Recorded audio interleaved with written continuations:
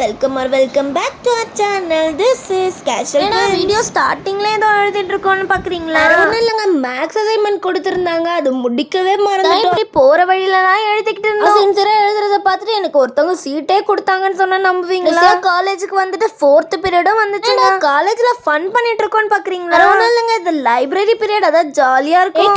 கேன்டீன்ல சாப்பிடலான்னு பார்த்தா செம்ம கூட்டங்க.